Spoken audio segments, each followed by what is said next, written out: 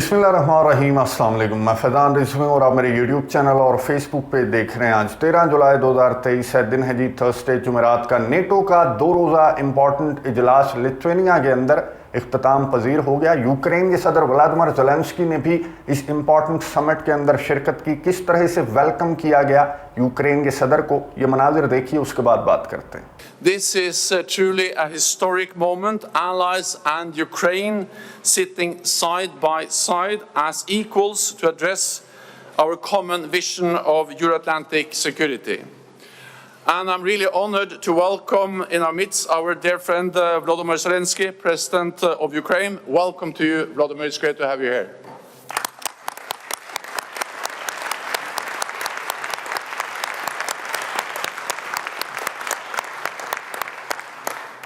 There, Volodymyr, we stand with you in your courageous struggle for freedom and sovereignty. We are humbled by all the sacrifices that Ukrainians have made in this fight, and we are inspired by your courage. We need to keep up and further expand our support to help Ukraine liberate its land and deter future Russian aggression.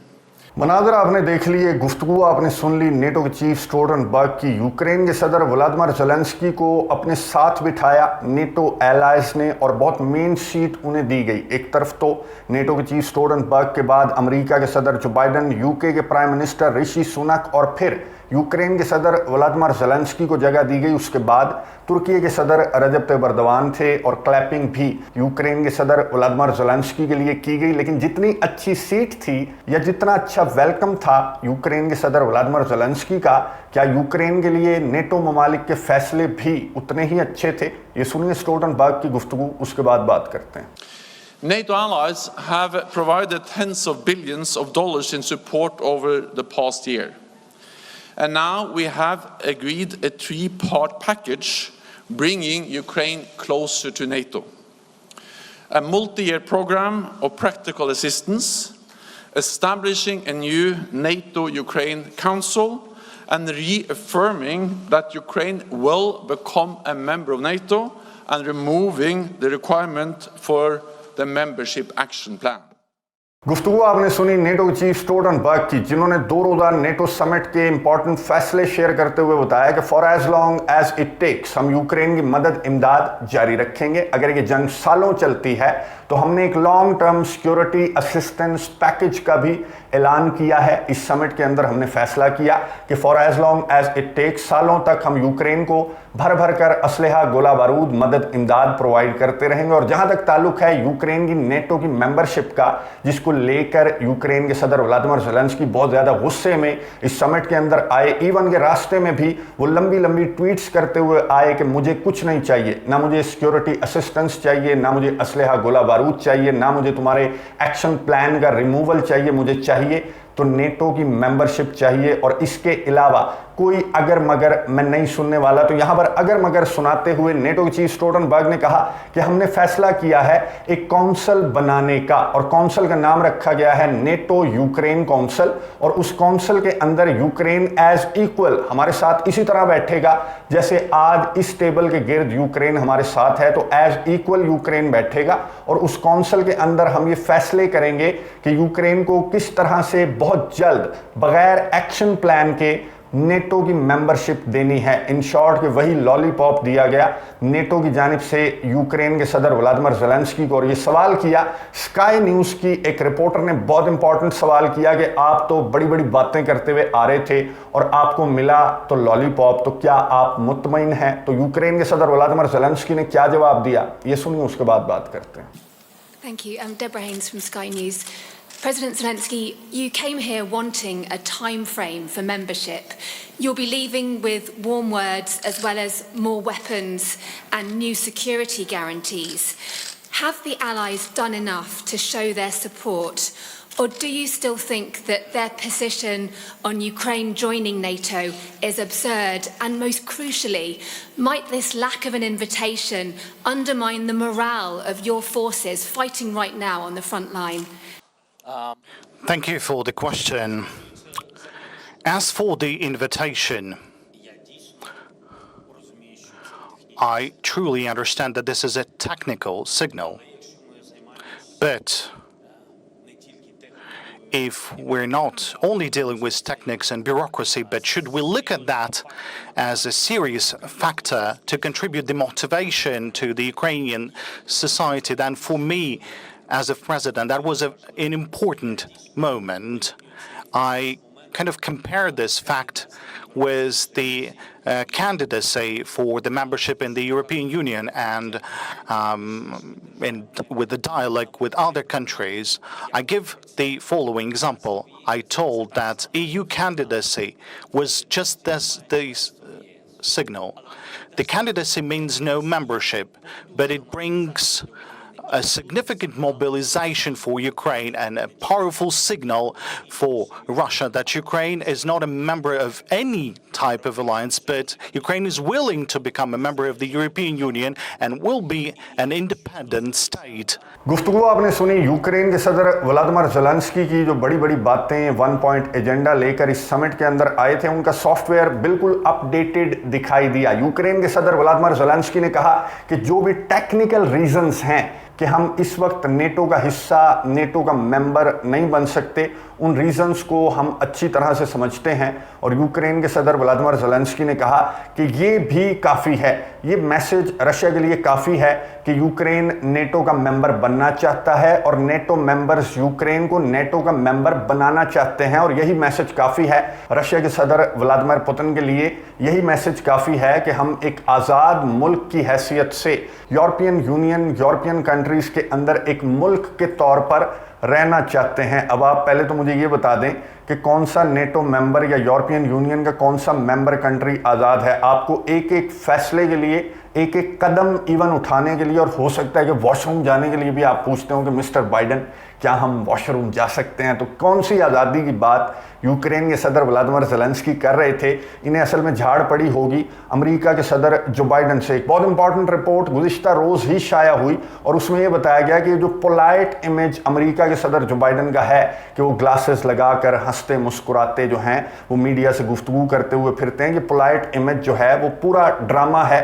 America के सदर Joe Biden का। और actually अपने staff के साथ किस तरह से बिहेव करते हैं, या यूं कह लें कि मिसबिहेव करते हैं अमेरिका के सदर जो बाइडेन, तो उसका अहवाल स्टाफ मेंबर्स ने नाम ना लिए जाने की शर्त पर उस रिपोर्ट के अंदर बताया कि सबको झाड़ पड़ती है। अमेरिका के सदर जो बाइडेन जो हैं वो काफ़ी उम्र रसीदा हैं, इसलिए वो अपने गुस्से पर काबू नहीं रखते। उसकी एक एग्जाम्पल तो मैं आपको एक क्लिप दिखा देता हूं, ये सुन लें, उसके बाद बात को आगे बढ़ाते हैं।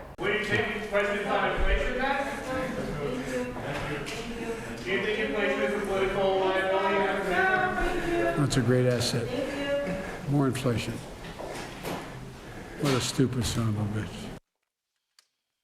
गुफ्तगू आपने सुनी अमेरिका के सदर जो बाइडेन की। शायद ऐसा ही कोई जुमला जो है वो यूक्रेन के सदर व्लादिमीर ज़ेलेंस्की को भी अमेरिका के सदर ने कहा होगा कि स्टूपिड, तुम्हें नहीं पता कि क्या तरीका है नेटो का मेंबर बनने का, कोई टेक्निकल रीजंस भी होती हैं, बात को समझो। खैर, रिपोर्टर की जानिब से बहुत इंपॉर्टेंट एक और सवाल किया गया यूक्रेन के सदर व्लादिमीर ज़ेलेंस्की से। रिपोर्टर ने सवाल किया और ये कहा कि सिक्योरिटी गारंटीज, ये तो आपको क्राइमिया के वक्त भी मिली थी सिक्योरिटी गारंटीज, तो 2008 में भी अमेरिका ने प्रोवाइड की थी सिक्योरिटी गारंटीज पर, तो रशिया हंसेगा। तो आप किस तरह से सिक्योरिटी गारंटीज को जस्टिफाई करेंगे, किस तरह से इन झूठे वादों पर आप बिलीव कर रहे हैं? क्या क्लस्टर म्यूनिशंस F-16 के जो वादे आपके साथ किए गए थे, क्या F-16 आपको मिल गए? तो यूक्रेन के सदर व्लादिमीर ज़ेलेंस्की ने यहाँ पर अपने बैकग्राउंड को बहुत अच्छे तरीके से इस्तेमाल किया और मजाक में इस सवाल को किस तरह से यूक्रेन के सदर व्लादिमीर ज़ेलेंस्की ने उड़ाया, क्या चुटकुला छोड़ा, ये जवाब सुनिए यूक्रेन के सदर का, और ये चुटकुला भी सुनिए, उसके बाद बात करते हैं। About F-16, it's also to me. You addressed to me a question, or to you? F-16. No. Answer, please. Okay. So you can also answer on all these three questions about NATO, when it will be, and it. Okay. जवाब आपने सुन लिया Ukraine के सदर Vladimir Zelensky का, जिन्होंने अपने stand up comedian वाले skills इस्तेमाल करते हुए रिपोर्टर के सवाल पर जवाब देते हुए कहा कि मेरे से पूछ रहे हो F-16 का या फिर इनसे पूछ रहे हो, इनसे पूछ रहे हो, चलो जी जवाब दो, बताओ कि F-16 तुम मुझे कब प्रोवाइड करोगे। फिर यहाँ पर कह भी लगे और यूक्रेन के सदर ने बड़ी टेक्निकली इन इंपॉर्टेंट सवालात के जवाब देते हुए एक मैसेज भी खैर नेटो के चीफ को और नेटो कंट्रीज को दे दिया कि ये सवालात जो हैं तो बहुत इंपॉर्टेंट, लेकिन इसका जवाब मेरे पास नहीं है, इसलिए मैं हंसी में उड़ाकर तुम्हारे ऊपर डाल रहा हूं। जवाब दो, मीडिया को जवाब दो, दुनिया को जवाब दो। यूक्रेन के सदर ने कहा कि जो सिचुएशन इनकी है वो मैं अच्छी तरह से समझता हूं, लेकिन जो सूरत हाल मेरी है, मेरे लिए बात बनी हुई है सर्वाइवल की। मेरे पास ये जो टेक्निकल रीजंस हैं ये सुनने समझने का, हमारे पास ये फ्रंट लाइंस के ऊपर जो हमारे फौजी लड़ रहे हैं उन्हें ये चीज़ें समझ में नहीं आएंगी कि ये टेक्निकल रीज़न वो टेक्निकल रीज़न, इसलिए ये टेक्निकलिटीज़ में हमें नहीं पढ़ना चाहिए। लेकिन बहरहाल उन्होंने कहा कि 30-31 ममालिक की मजबूरी है और हम उस मजबूरी को समझते हैं और हम यकीन रखते हैं कि नेटो अलायंस की जानिब से हमें जो श्योरिटीज़ दी गई हैं इस समिट के दौरान, जो गारंटीज़ दी गई हैं, उन पर ये पूरा उतरेंगे और अल्टीमेटली हमें नेटो का मेंबर बना देंगे। दोबारा से यूक्रेन के सदर ने कहा कि रशिया को मैसेज देना मकसूद था, सो रशिया को मैसेज मिल गया कि अभी भी हम नेटो का मेंबर बनना चाहते हैं, यानी कि इन तकरीबन 1.5 साल के दौरान जो तुमने हमारा सॉफ्टवेयर अपडेट करने की कोशिश की वो सॉफ्टवेयर अपडेट नहीं हुआ। अभी भी हम कोशिश कर रहे हैं नेटो का मेंबर बनने की और नेटो ममालिक हमें एक्सेप्ट करने के लिए भी तैयार हैं और एक्शन प्लान का रिमूवल इस बात का सबूत है। यूक्रेन के सदर व्लादिमीर ज़ेलेंस्की ने दुरुस्त बात की कि रशिया को मैसेज तो मिला और रशिया ने रिस्पॉन्ड भी किया है। रशिया ने सख्त रद्द-ए-अमल जाहिर करते हुए नेटो समिट और नेटो समिट के फैसलों पर सख्त रद्द-ए-अमल जाहिर करते हुए एक तो सर्गे लैवरोव जो रशिया के फॉरेन मिनिस्टर हैं, फिर दिमित्री मेदवेदेव जो रशिया के फॉर्मर प्रेसिडेंट हैं और क्रेमलिन के तर्जमान दिमित्री पेस्कोव ने, इन सब ने इस तरह से रिएक्ट किया नेटो के इस समिट पर कि दोबारा से अमेरिका रशिया के खिलाफ एक कोल्ड वॉर छेड़ चुका है और यूक्रेन को कंधे के तौर पर सालों तक इस्तेमाल किया जाता रहेगा रशिया को वीक करने के लिए, रशिया को आइसोलेट करने के लिए। ये ममालिक जो खेल खेल रहे हैं वो बहुत खतरनाक है और दिमित्री मेदवेदेव ने कहा कि ये जो खेल है वो इस दुनिया को तीसरी आलमी जंग की जानिब बहुत जल्द ले जाएगा। अब रिपोर्टर ने सवाल किया नेटो के चीफ स्टोल्टनबर्ग से कि रशिया का रिएक्शन बहुत सख्त है, तो आप रशिया के इस रिएक्शन पर किस तरह से रद्द-ए-अमल का इजहार करेंगे। तो नेटो के चीफ ने क्या कहा ये सुनिए, उसके बाद बात करते हैं। Thank you. There is a full-fledged war going on in Europe, and there is no risk-free option, no risk-free option for NATO allies either. But the biggest risk is if President Putin wins, because then the message is that when he uses military force, when he violates international law, when he invades a neighbor, then he gets what he wants. And that's exactly why it is so important for NATO allies to support Ukraine.